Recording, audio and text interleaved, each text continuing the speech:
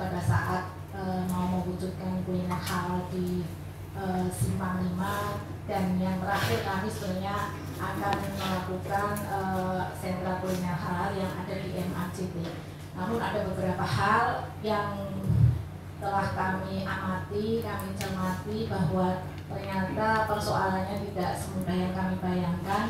Jadi yang ternyata di hulu ini kaitannya dengan pangan segar asal hewan itu cukup complicated.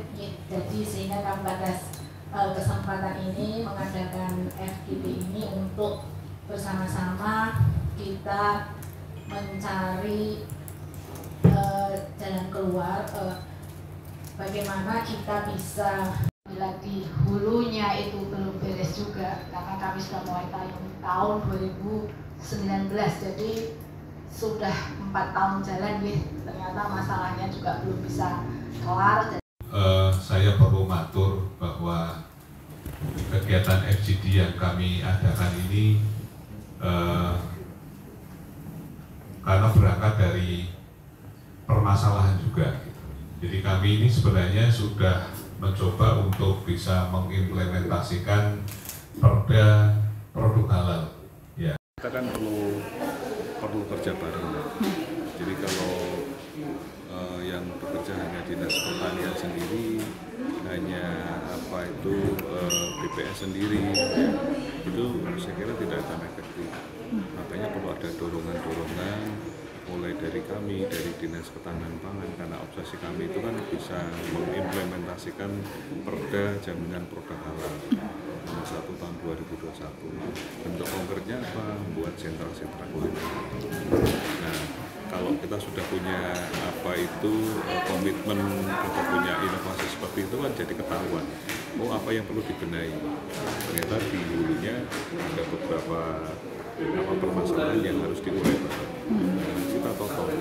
Nah, dengan FGD ini kan nanti akan ada banyak masukan, sharing pengetahuan, sharing pengalaman, yang seperti tadi dari Bu Ika, dari RPH menyampaikan ternyata dengan rencana perpindahan ibu kota negara ke IKN akan ada alur baru pendistribusian daging-daging sapi dan daging unggas ke IKN yang ternyata sebagian lewat Semarang. Nah, itu kan peluang yang perlu ditangkap.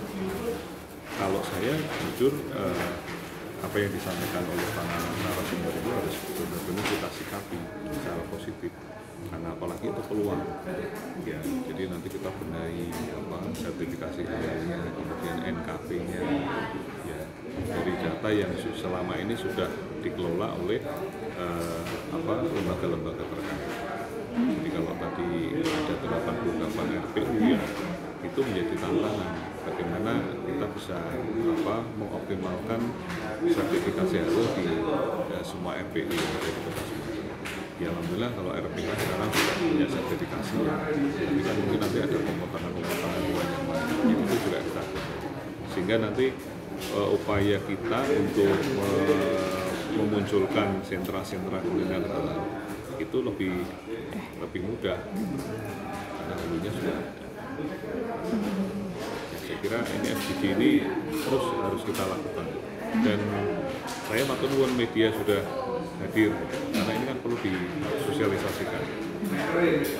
Jadi nanti kayak RPH punya sertifikasi halal, kemudian RPU mana yang sudah punya sertifikasi halal ya, dari beberapa RPU ini kan nanti akan menjadi dorongan ya buat pemerintah kota untuk bisa mengoptimalkan.